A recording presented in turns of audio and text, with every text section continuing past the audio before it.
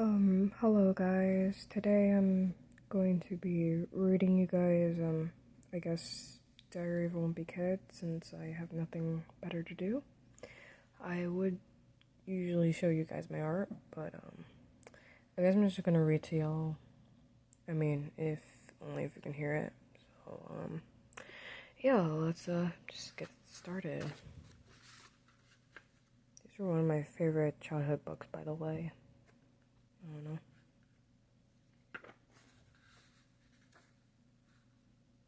Just looking. Okay. September. Tuesday. First of all, let me get something straight. This is a journal, not a diary. I know what it says on the cover, but when Mom went out to buy this thing, I specifically told her to get one that didn't say diary on it. Great. All I need is for some jerk to catch me carrying this book around and get the wrong idea. Sissy. The other thing I want to clear up right away is that this was Mom's idea, not mine. But she thinks I'm going to write down my feelings in here or whatever. She's crazy. So just don't expect me to be all Dear Diary this and Dear Diary that. The only reason I agreed to do this at all is because I figured later on when I'm rich and famous, I'll have better things to do than answer people's stupid questions all day long. So this book is going to come in handy. Gregory, tell us about your childhood. Were you always so smart and handsome? Here's my journal. Now, shoo. Like I said, I'll be famous one day, but for now, I'm stuck in middle school with a bunch of morons.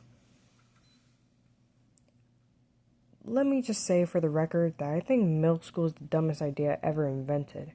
You got kids like me who haven't hit their growth spurt yet, mixing with these gorillas who need to shave twice a day. Out of my way, run. And then they wonder why bullying is such a big problem in middle school. If it was up to me, grade levels would be based on height, not age. But then again, I guess that means kids like Charas Gupta would still be in the first grade. Today is the first day of school, and right now we're waiting around for the teacher to hurry up and finish the seating chart. So I figured I might as well write in this book to pass the time. By the way, let me give you some good advice. On the first day of school, you gotta be real careful where you sit. You walk into the classroom and just plunk yourself down on any old desk, and the next thing you know the teacher is saying, I hope you all like where you're sitting because these are your permanent seats. Gah! So in this class, I got stuck with Chris Hosey in front of me and Lionel James in back of me. Jason Brill came in late and almost sat to my right, but luckily I stopped that from happening at the last second. Is the seat taken? Yes! Next period, I should just sit in the middle of a bunch of hot girls as soon as I will step in the room. But I guess if I do that, it just proves I didn't learn anything from last year. Greg, will you please pass this note to Shelley? Why, certainly. Greg is a dork. Man, I don't know what is up with girls these days. It used to be a whole lot simpler back in elementary school. The deal was, if you were the fastest runner in your class, you got all the girls. And in the 5th grade, the fastest runner was Ronnie McCoy. Nowadays, it's a whole lot more complicated. Now it's about the kind of clothes you wear, or how rich you are, or if you have a cute butt, or whatever. And kids like Ronnie McCoy are scratching their heads, wondering what the heck happened. The most popular boy in my grade is Bryce Anderson. The thing that really stinks is that I have always been into girls, but kids like Bryce have only come around in the last couple of years. I remember how Bryce used to act back in elementary school. Girls are stinky poos. Yeah, I don't think girls are stinky poos. But of course, now I don't get any credit for sticking with the girls all this time. Like I said, Bryce is the most popular kid in our grade, so that leaves all the rest of us guys scrambling for the other spots. The best I can figure is that I'm somewhere around 52nd or 53rd most popular this year. But the good news is that I'm about to move up one spot because Charlie Davis is above me, and he's getting his braces next week. I tried to explain all this popularity stuff to my friend Rowley, who's probably hovering right about the 150 mark, by the way. But I think it just goes in one ear and out the other with him. Wednesday. Today we had Fez Ed. So the first thing I did when I got outside was sneak off to the basketball court to see if the cheese was still there. And sure enough, it was. That piece of cheese has been sitting on the blacktop since last spring. I guess it must have dropped out of someone's sandwich or something. After a couple of days, the cheese started getting all moldy and nasty. Nobody would play basketball on the court where the cheese was, even though that was the only court that had a hoop with a net. Then one day, this kid named Darren Walsh touched the cheese with his finger, and that's what started this thing called the cheese touch. It's basically like the cooties. If you get the cheese touch, you're stuck with it until you pass it on to someone else. Scream! The only way to protect yourself from the cheese touch is to cross your fingers. But it's not that easy remembering to keep your fingers crossed every moment of the day. I end up tapping mine together so they stay crossed all the time. I got a D in handwriting, but it was totally worth it. This one kid named Abe Hall got the cheese touch in April, and nobody would even come near him for the rest of the year. This summer, Abe moved away to California and took the cheese touch with him. I just hope someone doesn't start the cheese touch up again, because I don't need that kind of stress in my life anymore. Thursday. I'm having a seriously hard time getting used to the fact that summer is over and I have to get out of bed every morning to go to school. My summer did not exactly get off to a great start, thanks to my older brother Roderick. A couple of days into summer vacation, Roderick woke me up in the middle of the night. He told me I slept through the whole summer, but that luckily I woke up just in time for the first day of school. Shoot. You might think I was pretty dumb for falling for that one, but Roger was dressed up in his school clothes and he set my alarm clock ahead to make it look like it was the morning. Plus, he closed my curtain so I couldn't see that it was still dark out. After Roderick woke me up, I just got dressed and went downstairs to make myself some breakfast, like I do every morning on a school day. But I guess I must have made a pretty big racket because the next thing I knew, Dad was downstairs yelling at me for eating Cheerios at 3 in the morning.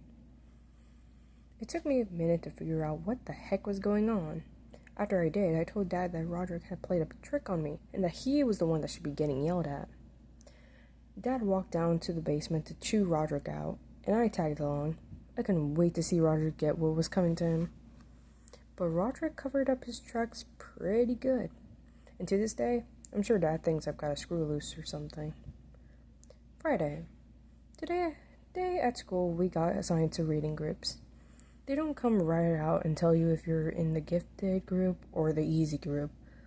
But you can figure it out right away from looking at the covers of the books they hand out. Einstein as a child. Bink says boo.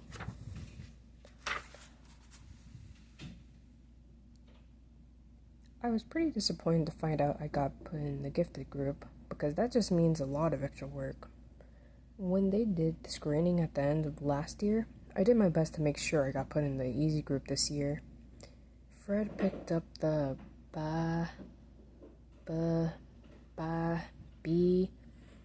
book. Phew, thanks.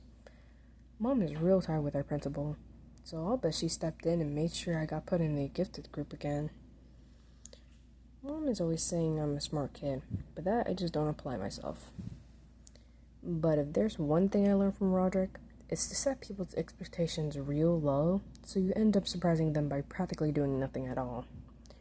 Roderick, I want your dirty underwear off the kitchen table before I get home from work. Grant. Later.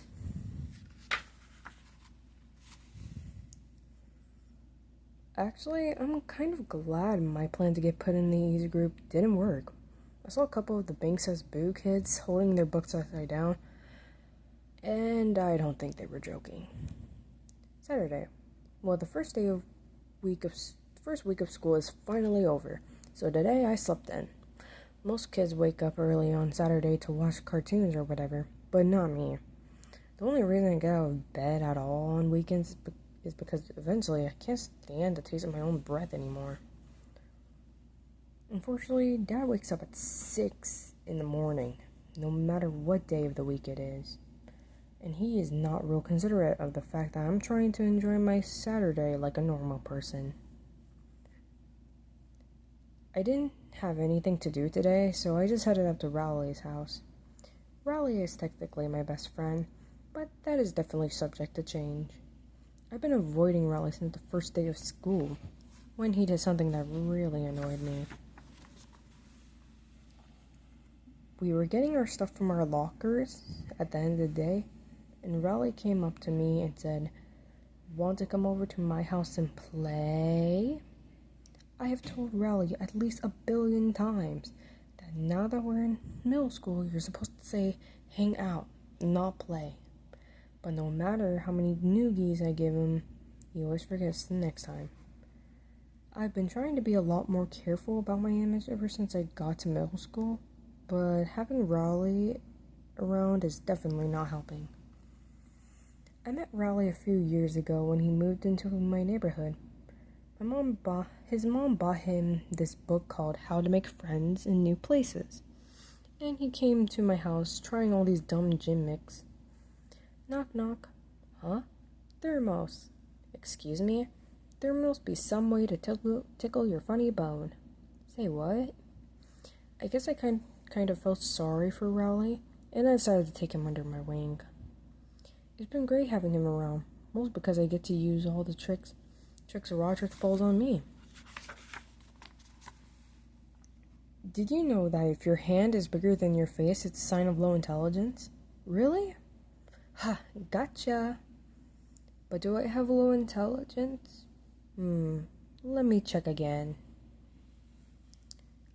Okay, guys, that's gonna be the end of part 1. I'm gonna probably update part 2 maybe later if I feel like reading the book, or tomorrow. So yeah, stay tuned, and I'll see you in the next chapter, or maybe in one of my YouTube shorts, maybe. Okay, bye bye.